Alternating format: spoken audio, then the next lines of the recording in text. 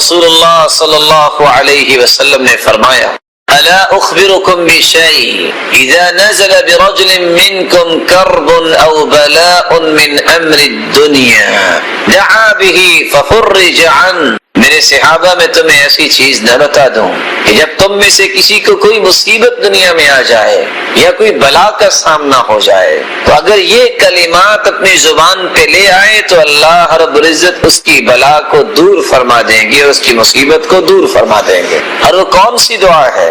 دعاء ذی النون، یونس علیہ الصلوۃ والسلام کی دعا. قرآن مجید میں اللہ رب العزت فرماتے ہیں وَذَا النُّونِ إِذْ ذَهَبَ مُغَاضِبًا فَظَنَّ أَن لَّن نَّقْدِرَ عَلَيْهِ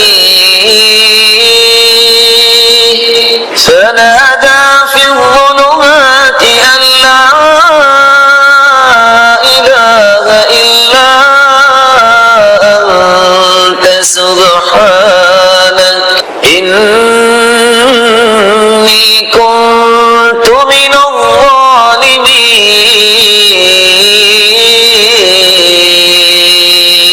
قوم سے ناراض ہو کہ یونس علیہ الصلوۃ والسلام وہاں سے چل دیے. فظن ان لن نقدر علیہ، اور اس کا گمان یہ تھا کہ ہمارے پاس قدرت نہیں ہے، کہ جہاں بھی جائے گا تو ہماری قدرت نہیں ہے. فنادى في الظلمات، جو مچھلی کے پیٹ میں جا گرا، رات کا اندھیرا، سمندر کا اندھیرا اور مچھلی کے پیٹ کا اندھیرا، اس وقت اس نے دعا کی لا الہ الا انت سبحانک، اے اللہ تیرے علاوہ کوئی عبادت کے لائق نہیں، تو تو پاک ہے. انی کنت من الظالمین، میں نے اپنی جان پہ ظلم کر لی. یہ کلمات انسان اگر اپنی زبان پہ لے آئے، رسول اللہ صلی اللہ علیہ وسلم کا فرمان معظم ہے لم يدع بها رجل قط الا استجاب اللہ تعالی له.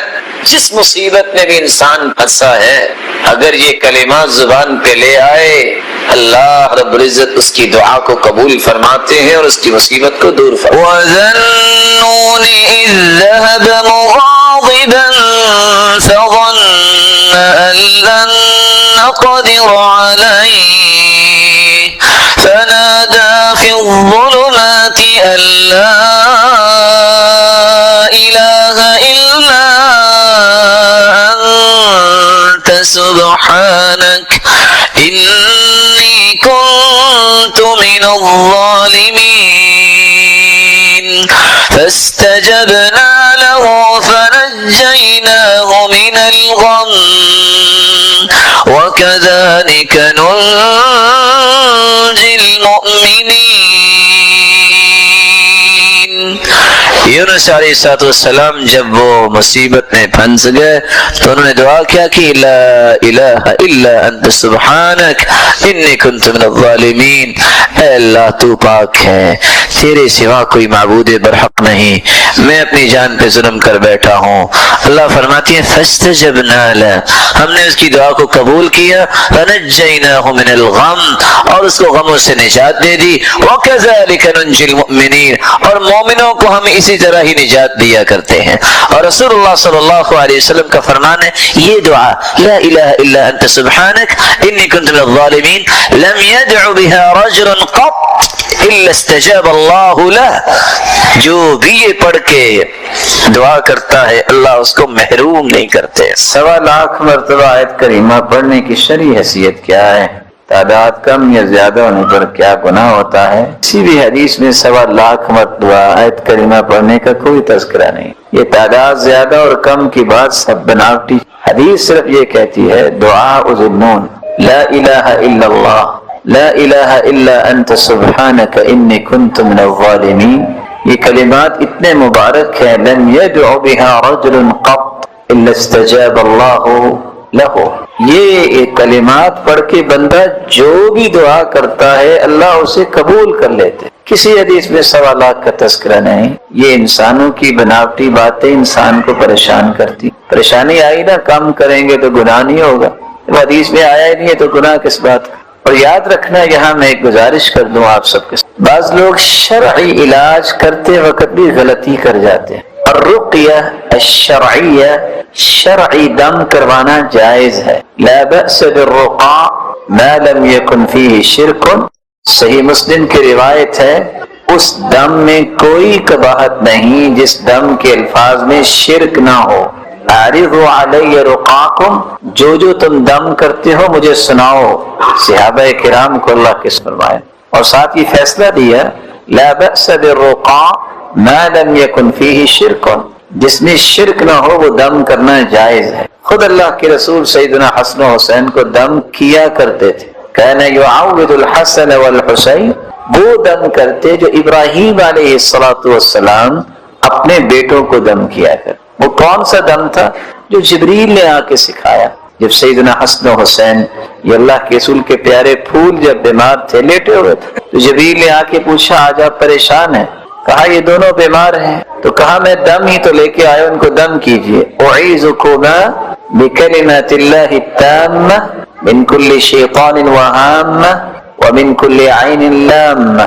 یہ دم کیا اور دونوں ہی اٹھ کے کھیلنے لگ گئے. صبح و شام اپنے بچوں کو یہ دم کیا کریں. اس سے ہر قسم کی شیطانیت جو ہے، جو کسی کی نظر بد ہے، اس طرح کی چیزوں سے بچے محفوظ رہتے ہیں. یہ بچے امانت ہوتے ہیں والدین کے. جہاں آپ صبح و شام اس کی خوراک کا بندوبست کرتے ہیں، اس کے لباس کا بندوبست کرتے ہیں، انجیکشن اور ٹیبلٹ اور سیرپ کا خیال رکھتے ہیں، شاید کہ اگر ان دعاؤں کو آپ یاد کر لیں اور روزانہ سے کریں تو بہت ساری چیزوں سے جان چھوٹ جائے. لیکن دوسری بات یہ یاد رکھیں، تعداد کا متعین کرنا یہ کسی حدیث میں نہیں آیا. 1.25 لاکھ 1.5 لاکھ 4 لاکھ یہ لوگوں کی بنائی ہوئی باتیں. زیادہ سے زیادہ یہ کہہ سکتے ہیں، جس سے ڈاکٹر کے پاس جائیں تو وہ کہتا ہے کہ آپ یہ ٹیبلٹ 2 صبح لے لیں اور یہ کیپسول 2 رات کو لے لیں. کسی حدیث میں نہیں آیا. تجربہ ہے کہ ایسا کرنے سے ٹھیک ہو گیا. تو آپ کہہ سکتے ہیں میں نے ایک تجربہ کیا، اتنی مرتبہ پڑھا تو اللہ نے مہربانی کر دی. حدیث میں نہیں آیا. تو آپ جس چیز کو اللہ نے متعین نہیں کیا اس پہ اپنے آپ کو پریشان نہ کیا کریں. قرآن شفا ہے، وہ اذکار میں شفا ہے، ان دعاؤں میں شفا ہے جو اللہ کے رسول نے بتائی. صرف سورۃ الفاتحہ کے بارے میں آتا ہے کہ صبح اور شام صحابی نے دم کیا سورۃ الفاتحہ پڑھ کے. کس کو؟ کڑیاں ڈال کے لائے، وہ دیوانہ تھا بیچارہ، وہ ٹھیک ہو گیا. اور پھر ایک نئی شرط کہتی ہیں اجازت ہوگی تو دم کریں گے، وگرنہ یہ بڑا گرم ہوتا ہے الٹا پڑ جائے گا. حدیث کہتی ہے اس صحابی نے دم کیا ما کننا نأبنہ، کہ ہمیں پتہ ہی نہیں تھا کہ یہ بھی دم کرتا ہے، بلکہ ہم نے پوچھا تم نے پہلے کبھی دم کیا ہے؟ کہتے میں نے تو نہیں کیا. تو سورۃ الفاتحہ پڑھ کے دم کیا تو بچھو نے ڈسا ہوا تھا وہ بھی ٹھیک ہو گیا. اس لیے اپنے اوپر سختیاں نہ کیا کریں. جو شریعت نے آپ کو نہیں کہا تو اپنے آپ کو پریشان آپ کرتے. پہلی تو میری دعا ہے اللہ آپ کو ہر قسم کی بیماری سے بچائے رکھے، اور دوسری آپ سے التماس ہے پھر وہی بات سنت کے مطابق کام کریں گے. اللہ قرآن مجید کی سب سے خوبصورت صورتیں جو فجر کی نماز سے پہلے 2 رکعتوں کے اندر پڑھی جاتی ہیں، قل یا ایھا الکافرون اور قل هو اللہ احد. بلکہ اس سورت کے الفاظ اللہ کے ہاں مقام رکھتے ہیں. ان الفاظ کے ساتھ اگر دعا کی جائے تو یہ اس میں اعظم بن جاتا ہے. جو بھی دعا کی جائے اللہ اس دعا کو رد نہیں کرتے. رسول اللہ صلی اللہ علیہ وسلم کے صحابی بیان کرتے ہیں میں رسول اللہ صلی اللہ علیہ وسلم کے ساتھ مسجد میں داخل ہوا. ایک شخص نماز پڑھ رہا تھا اور دعا کر رہا تھا اللہم انی اسألک بأنی اشہد ان لا الہ الا انت الاحد الصمد الذي لم يلد ولم يولد ولم يكن له كفوا احد. ان الفاظ کے ساتھ اس نے دعا کی تو اللہ کے رسول صلی اللہ علیہ وسلم فرمانے لگے والذی نفسی بیدی لقد سأله باسمه الاعظم الذي اذا سئل به اعطى واذا دعي به اجاب. اس ذات کی قسم جس کے ہاتھ میں میری جان ہے، اس شخص نے اسم اعظم کے ساتھ دعا کی، اور جو ان کلمات کے ساتھ دعا کرتا ہے، جو بھی سوال کرتا ہے اللہ رب العزت اسے عطا کر دیتے ہیں.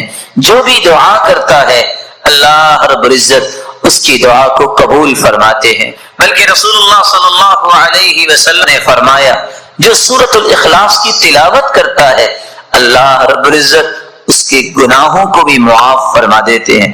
ایک مرتبہ نہیں، آپ نے 3 مرتبہ فرمایا قل یا ایھا الکافرون فقال قد برئ من الشرک. ایک آدمی کا قل یا ایھا الکافرون پڑھتے سنا، آپ نے فرمایا یہ شرک سے بری ہو گیا۔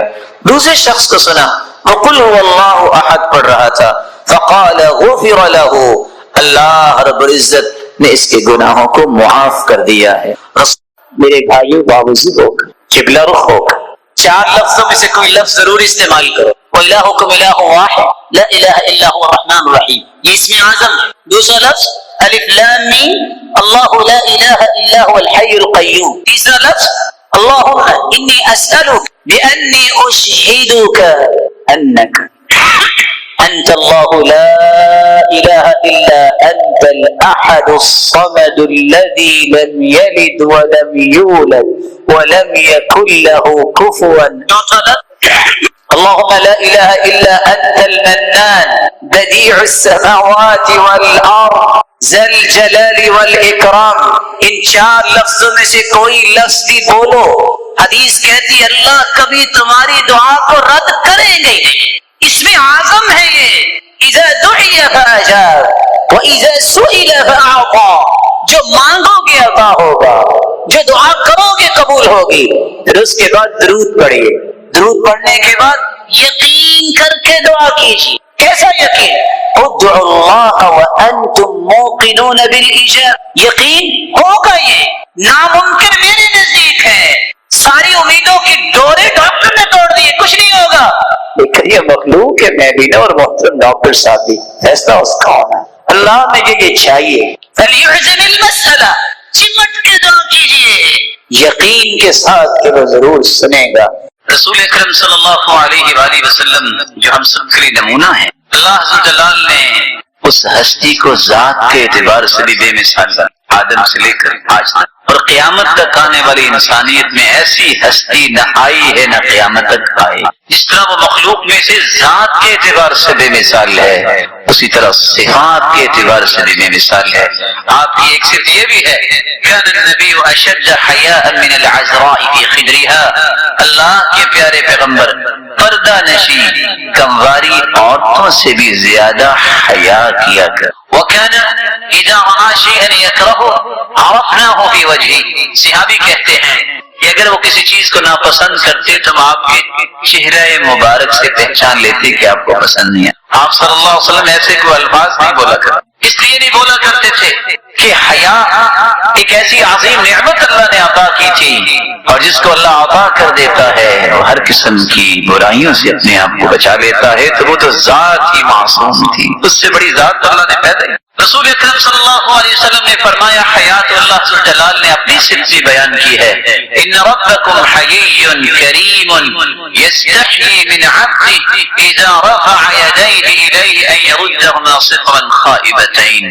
لوگوں جب انسان گناہ کر کے ہاتھ اٹھا دیتا ہے، گناہ اس نے کیے ہیں، اللہ کو حیا آ رہی ہوتی ہے کہ میرا بندہ اب سچی توبہ لے کے آئے گیا ہے تو میں اس کے ہاتھوں کو خالی، یہ اللہ کی بھی صفت ہے حیا کرنا۔ اللہ بھی پردہ پوشی کرتا، من ستر مسلما سترہ اللہ یوم القیامہ، کسی کی ذاتی اگر غلطی ہو اس پہ پردہ پوشی کو کرتا ہے تو قیامت کا دن ہو یجعلہ اللہ تحت کنبی، اللہ چھپا کے اس سے پوچھیں گے، کوئی نہیں دیکھ رہا ہوگا، میرے بندے یہ نعم یا رب اظلمک عبد، میرے فرشتوں نے کوئی غلط کرے نہیں یا رب، لا یا رب نہیں میرے مالک، اللہ فرمائیں گے تو نے ایک کام کیا دنیا تیرے اندر حیا تھی، تو نے لوگوں کی ذاتی غلطی پر پردہ ڈالا، چپکے سے جنت چلے جاؤ۔ اللہ تعالیٰ یہ صلاحیت مسلمانوں کو۔ چھوٹی سی آخری بات کر کے بات میں اور آپ اپنے اندر حیا کیسے پیدا کر سکتے ہیں؟ بڑا مہم سوال ہے کہ حیا کی اتنی عظمت تو ہے لیکن میں پیدا کیسے کر سکتا ہوں؟ اس کا پہلا طریقہ یہ ہے جتنا ایمان مضبوط ہوگا اتنا حیا مضبوط۔ حدیث آپ نے سن لی ہے، حیا اور ایمان اکٹھے، حیا چلا جائے تو ایمان بھی۔ اپنے ایمان کو مضبوط کیجیے اور ایمان مضبوط ہوتا ہے قرآن و حدیث میں۔ دوسرا طریقہ جسے آپ اپنے اندر حیا پیدا کر سکتے ہیں، استشعار مراقبۃ اللہ سبحانہ وتعالی، اللہ عز و جلال کی مراقبت کا احساس کرنا۔ میں جہاں بھی چلا جاؤں گا میرا رب، میں جہاں بھی چلا جاؤں میرا رب تو دیکھ رہا۔ اللہ عز و جلال کی یہ مراقبت کا احساس جب انسان کو، تو پھر انسان اپنے اندر حیا پیدا کر۔ قرآن مجید کے اندر اللہ عز و جلال نے العلیم 130 مرتبہ اس کلمے کو وارد کیا۔ العلیم کا مطلب یہ اللہ کی صفت ہے، وہ جانتا۔ اللہ عز و جلال نے 130 مرتبہ اس کا تذکرہ کیا۔ اللہ کے نام پڑھنے چاہیے، یاد کرنے چاہیے، ان کے معنی پڑھنے چاہیے. اور اللہ جلال البصیر، اللہ دیکھ رہا ہے، دیکھنے والا ہے. 31 مرتبہ قرآن مجید میں اللہ تعالیٰ نے اس آیت کو وارد کیا. میں ساری دنیا سے بھی چھپ جاؤں لیکن اس سے نہیں چھپ سکتا. اس سے انسان کے اندر حیا پیدا ہوگی. ایک چھوٹا سا کلمہ ہے، وہ کلمہ کون سا ہے؟ لا حول ولا قوت الا باللہ. صحیح بخاری کی روایت ہے 6384، صحیح الجامع کی روایت ہے 7944. لا حول ولا قوت الا باللہ. جب ہم نے یہ حدیث پڑھی اور سمجھی، اس دن کے بعد صرف اپنے احساس ہی بن گیا ہے. جیسے ہی پڑھتے نا محسوس ہوتا ہے کہ اب برائیاں دور ہونا شروع ہوگی اور نیکیاں قریب آنا شروع ہوگی. اس کا معنی بھی یہی نا، اللہ میری کوئی طاقت نہیں، ساری طاقتوں کا مالک تو تیری توفیق ہونی ہے تو کچھ ہونا ہے. لیکن اللہ کے رسول نے خوشخبری کیا سنائی ہے؟ یا حازم اکثر من لا حول ولا قوت الا باللہ. یا عبداللہ ابن قیس، اے عبداللہ بن قیس، الا ادلک علی کنز من کنوز الجنہ. بڑی سچے دل سے بتائیے گا، اگر آپ میں سے کسی کو کہہ دیا جائے کہ یہ بینک ہے، یہ چابی ہے، جو چاہے لے لو، کوئی چھوڑے گا؟ بولے نہیں، ویسے ملنے والے نہیں ہے، کوئی چھوڑے گا؟ اور حدیث کیا کہہ رہی؟ جنت کے خزانوں میں سے اگر کسی کو خزانہ چاہیے تو وہ کیا ہے؟ لا حول ولا قوت الا باللہ. اور کیا چاہیے؟ سب سے پہلا اصول جس کی آج تک مسلمانوں کو سمجھ آنی چاہیے تھی، جو آنے کے لیے کوشش بھی نہیں کرتا کہ سمجھ مجھے آ جائے. قرآن مجید نے 3 آیات نازل کی ہیں اور 3 آیات میں سکون کا لفظ بولا ہے اور چوتھے لفظ میں طمأنینت اور اطمینان کا لفظ بولا ہے. تو میں کسی گھر کے سکون اور خوشی کو اگر کھڑا کرنا چاہتا ہوں تو اس کے 4 پلرز ہیں. پہلا، فالق الإصباح وجعل الليل سكنا والشمس والقمر حسبانا ذلك تقدير العزيز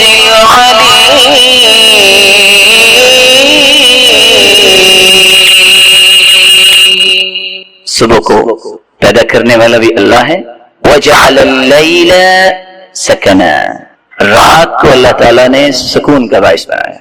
اور دوسری جگہ فرمایا وَجَعَلَ لَكُم مِّن بُيُوتِكُمْ اللَّهُ الَّذِي جَعَلَ لَكُم مِّن بُيُوتِكُمْ سَكَنًا.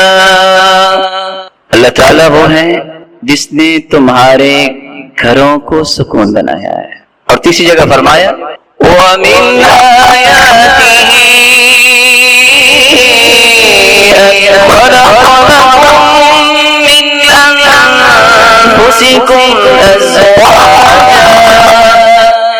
أَزْوَاجًا لِتَسْكُنُوا إِلَيْهَا وَجَعَلَ بَيْنَكُم مَّوَدَّةً وَرَحْمَةً إِنَّ فِي ذَلِكَ لَآيَاتٍ لِقَوْمٍ يَتَفَكَّرُونَ. اللہ تعالیٰ کی ویسے تو بہت ساری نشانیاں ہیں. ان نشانیوں میں ایک نشانی یہ بھی ہے کہ اللہ تعالیٰ نے تمہیں اپنے نبی کے ذریعے پیغام دیا کہ نکاح کرو، یہ سنت ہے، اور تمہاری بیوی کو تمہارے لیے سکون کا باعث بنایا. اور چوتھی آیت اللہ رب العزت فرماتے ہیں الذین آمنوا وتطمئن قلوبهم بذکر اللہ الا بذکر اللہ تطمئن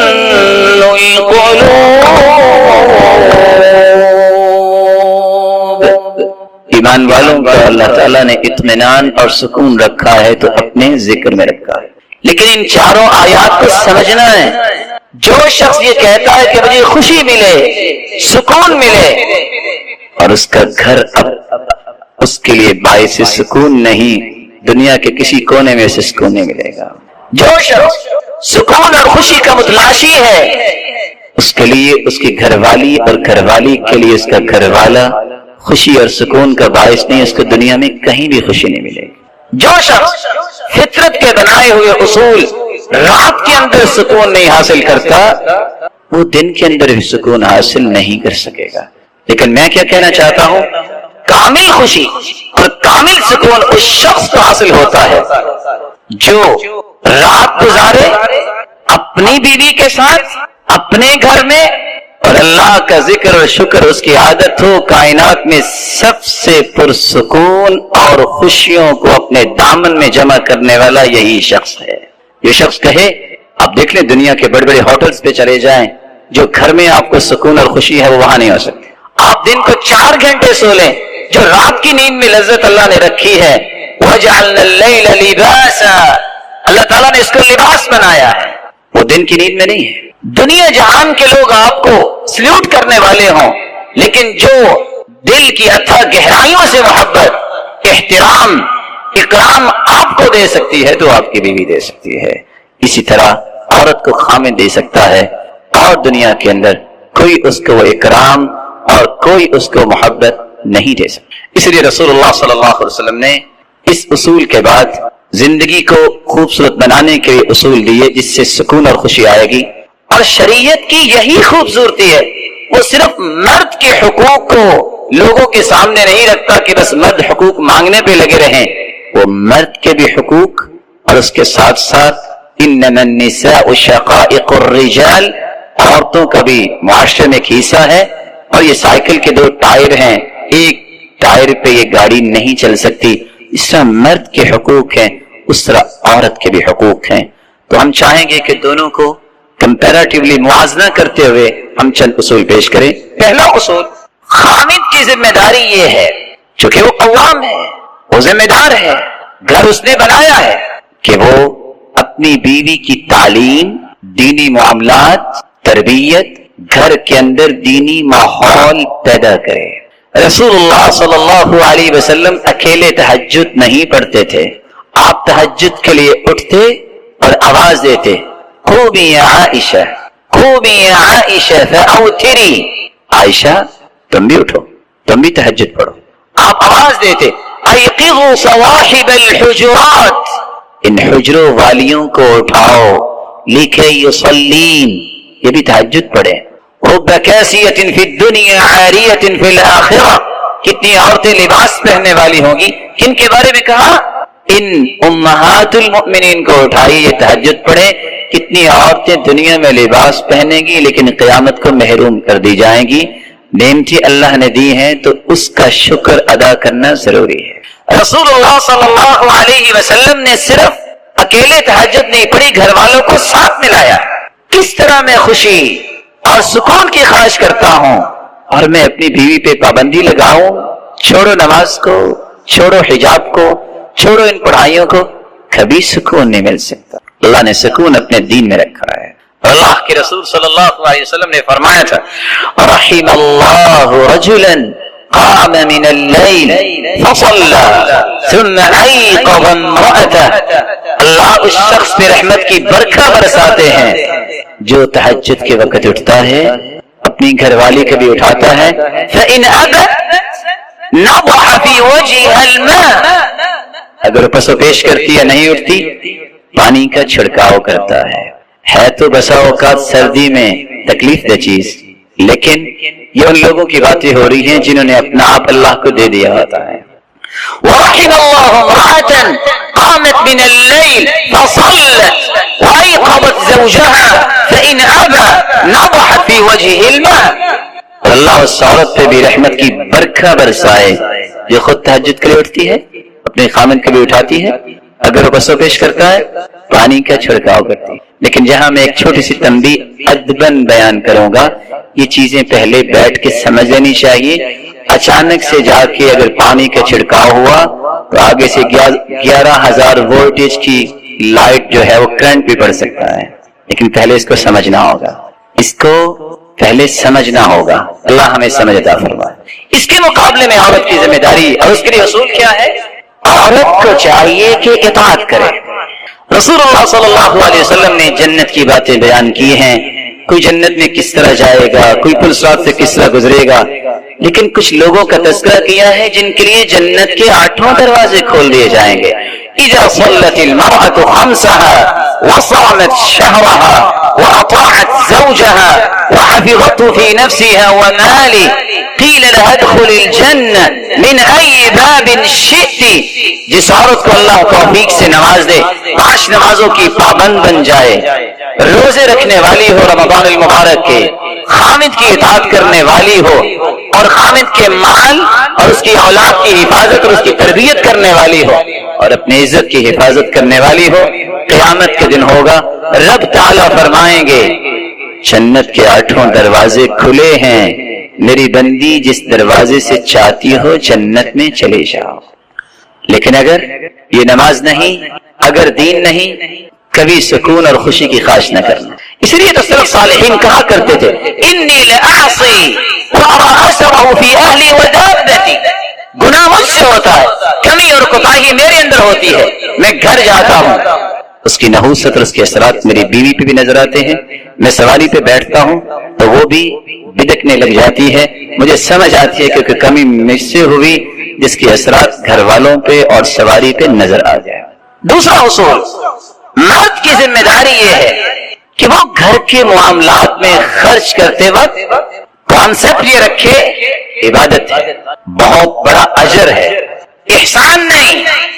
کیونکہ آپ نے جب نکاح کیا تو کہا تھا، ویسے تو آج کل مولانا صاحب کو لایا جاتا ہے کہ نکاح کے چند کلمے پڑھائے، ویسے نکاح تو یہی ہے کہ باپ کہہ دے کسی کو اوجبت علیک کہ میں اپنی بیٹی کی ذمہ داری آپ کے سر پہ رکھتا ہوں، وہ کہتے ہیں قبل تو میں نے قبول کیا، نکاح ہو گیا.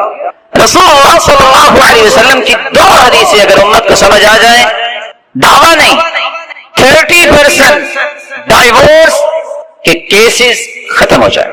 پہلی روایت، ما اطعمت زوجتك فهو لك صدقة وما اطعمت ولدك فهو لك صدقة وما اطعمت خادمك فهو لك صدقة وما اطعمت نفسك فهو لك صدقة.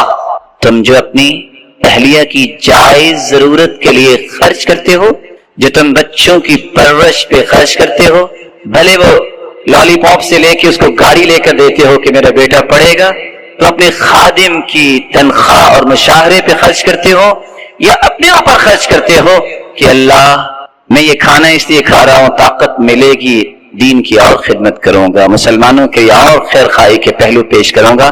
ان 4 مدات میں ملینز اور بلینز آپ نے خرچ کیے. قیامت کے دن جب یہ رجسٹر کھولیں گے، حدیث میں آتا ہے 99 رجسٹر انسان کے حسابات کے کھلیں گے، اور رجسٹروں میں یہ بھی لکھا ہوگا کہ ان 4 مدات میں جو بلینز خرچ ہوئے ہیں اس سارے کا سارا صدقہ لکھا ہوگا. اور دوسری روایت صحیح مسلم کی روایت ہے، آج ہمارے پاس سوالات آتے ہیں، فتویٰ آتا ہے، کیا کریں، وجہ کیا؟ بس یہ کیا کریں، گھر کے اخراجات ہی پورا نہیں کرتا.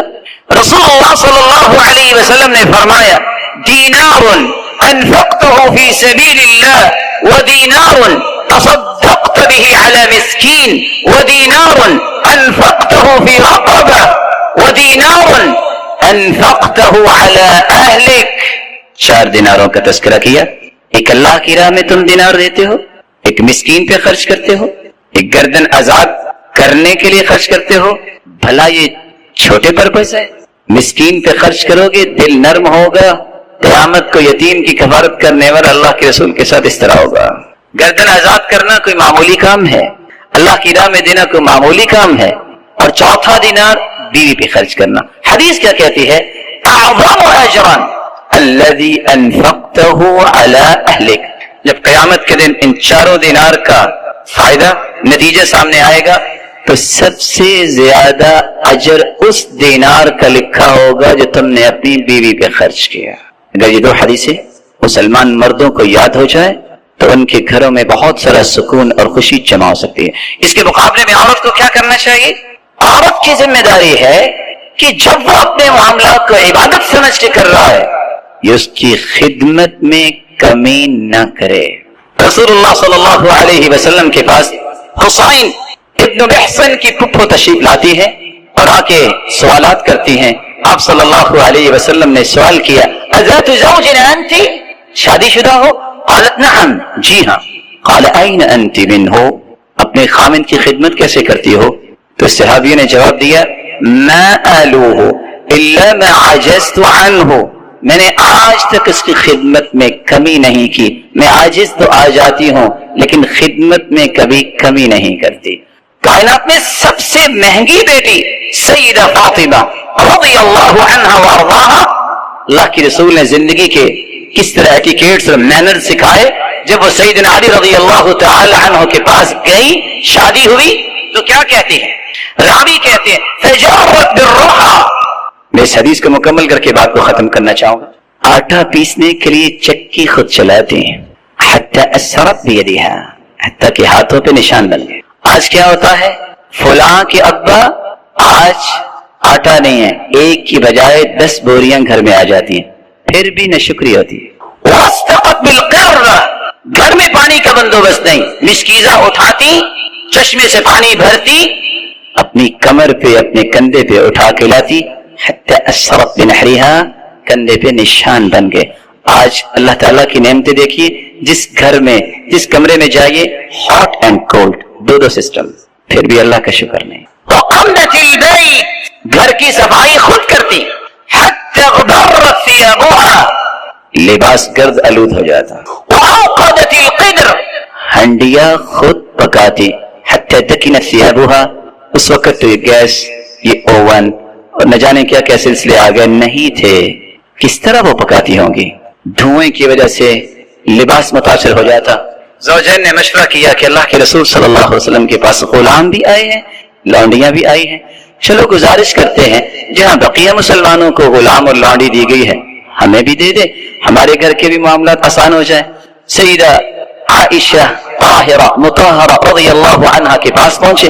اللہ کے رسول صلی اللہ علیہ وسلم گھر میں نہیں تھے، قصہ بیان کیا، واپس آ گئے. جب اللہ کے رسول صلی اللہ علیہ وسلم تشریف لائے، فوراً اپنی بیٹی کے گھر آئے. غلام لے کے اور لونڈی لے کے نہیں آئے. کیا کہا؟ الا ادلکما علی خیر مما سألتما، بیٹا جو تم نے طلب کیا ہے میں اس سے اچھی بات نہ آپ کو بتا دوں؟ کہا کیوں نہیں؟ اذا اخذتما مضاجعکما فسبح 33 واحمد 33 وكبر 34 فذلكما خير لكما من خادم. جب کام کر کے تھک جاؤ، بستر کی طرف جاؤ تو 33 مرتبہ سبحان اللہ کہہ دینا، 33 مرتبہ الحمدللہ کہہ دینا، 34 مرتبہ اللہ اکبر کہہ دینا. خادم کام تو کر سکے گا لیکن تمہارے جسم میں تر و تازگی تو نہیں آئے گی. یہ تم پڑھ کے سو جاؤ گے، تھکاوٹ بھی دور ہو جائے گی اور جسم دوبارہ سے تر و تازہ بھی ہو جائیں گے. اور اس کا ایک اور فائدہ جو دوسری حدیث میں ہے، من سبح اللہ 33 وحمد اللہ 33 وکبر اللہ 33، جو 33 مرتبہ سبحان اللہ کہتا ہے، 33 مرتبہ الحمدللہ کہتا ہے، 33 مرتبہ اللہ اکبر کہتا ہے اور 100 کا عدد پورا کرنے کے لیے یہ کلمات کہتا ہے، لا الہ الا اللہ وحدہ لا شریک لہ، لہ الملک ولہ الحمد وهو على كل شيء قدير. 100 پورا ہو جاتا ہے. كفرت عنه خطاياه وإن كانت مثل زبد البحر، سمندر کی جھاگ کے برابر بھی کسی کے گناہ ہوں تو اللہ رب العزت اس کے سارے گناہوں کو معاف کر دیتے. لیکن یہ کب سکون اور خوشی ملے گی؟ جب یہ خامن کی خدمت کرے گی. اگر وہ کہے پانی لے آؤ اور آگے سے کہے آپ کو زیادہ چودھری تو نہیں ہے، میں بھی تو فلاں چودھری کی بیٹی ہوں، پکڑ لو یہ سامنے پڑا ہے، کیسے سکون آئے گا؟ بصیرت نہیں، حکمت نہیں، کبھی سکون نہیں آتا. میں ایک مثال دے کے بات کو ختم کرتا ہوں.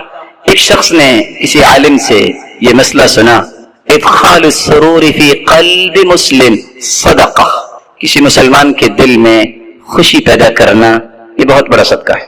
اور اس نے یہ بھی حدیث سنی، تبسمک فی وجہ اخیک لک صدقہ، کسی مسلمان کو مسکرا کر ملنا یہ بھی بہت بڑا صدقہ ہے. اس لیے سلف دعا کیا کرتے تھے، اللہم اجعل بسمتی عادہ، اللہ مسکرانا میری عادت بنا دے، وحدیثی عبادہ، میری گفتگو اتنی پولائٹ بنا دے میری ہر بات عبادت بن جائے، وحیاتی سعادہ، زندگی کی یہ گنتی کے ایام کہ اللہ سعادت کی زندگی دے دے، وموتی شہادہ، اگر موت تو آنی ہی ہے لیکن میرے مالک مجھے شہادت کی موت دینا. خیر اس شخص کو اللہ تعالیٰ نے جب سننے کا موقع دیا، اس نے کہا، حدیث میں آتا ہے وَابْدَأْ بِمَنْ تَعُولُ جب کوئی چیز خرچ کرنے لگو تو سب سے پہلے گھر والوں پہ خرچ کرو. وَابْدَأْ بِمَنْ تَعُولُ. اس نے کہا میں سب سے پہلے تو پھر اپنی بیوی کو ہی خوش کرتا ہوں. اس نے اپنی بیوی کو لیا اور نکلا. اتفاق سے چاند کی دمک اور چمک بھی تھی. وہ صرف خوش کرنے کے لیے پوچھتا ہے أَرَأَيْتِ الْقَمَرَ. چاند دیکھ رہی ہو؟ قالت نعم. جی ہاں. ما احلاها. کیا ہی چاند کی رونق اور دمک ہے. سوال بھی اچھا, جواب بھی اچھا. اب وہ اصل بات, خامن نے صرف اس کو خوش کرنے کے لیے کہ صدقہ بن جائے کیا کہا؟ انت احلی من القمر. جس چاند کو تم بہت خوبصورت کہہ رہی ہو, اللہ نے تمہیں اس سے بھی اچھا بنایا ہے. صالحہ اور نیک عورت اس نے کہا لا بل انت. نہیں, بلکہ آپ چاند سے اچھے ہیں. اس نے بھی صدقہ کیا, اس نے بھی صدقہ کیا. اب یہ قصہ کسی ایسے جو ہے وہ جوڑے کے پاس پہنچا, خامد کی خواہش کہ میں بھی صدقہ کرتا ہوں. اس نے اپنی بیوی کو لیا اور نکل کے کہتا ہے ارأیت القمر. چاند دیکھ رہی ہو؟ وہ چلتی چلتی رک گئی. کہتی ہے تظننی عمیہ. تم مجھے اندھا سمجھ رہے ہو؟ کہاں سے خوشی آئے گی, کہاں سے سکون آئے گا؟